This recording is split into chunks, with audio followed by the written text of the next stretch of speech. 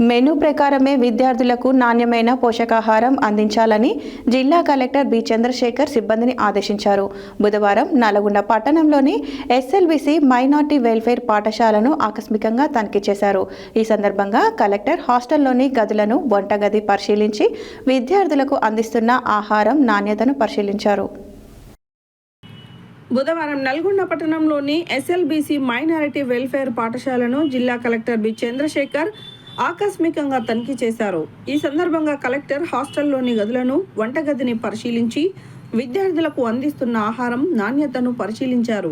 విద్యార్థులను వంట బాగుందా, మెనూ ప్రతిరోజు అమలు చేస్తున్నారా అని అడిగి తెలుసుకున్నారు. మెనూ ప్రకారమే విద్యార్థులకు నాణ్యమైన పోషకాహారం అందించాలని జిల్లా కలెక్టర్ బి చంద్రశేఖర్ సిబ్బందిని ఆదేశించారు.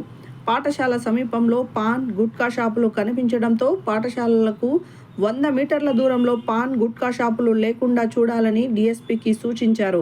కలెక్టర్ వెంట జిల్లా మైనారిటీ అధికారి విజయేందర్ రెడ్డి, ప్రిన్సిపాల్ వేణుగోపాల్, ఉపాధ్యాయులు తదితరులు పాల్గొన్నారు.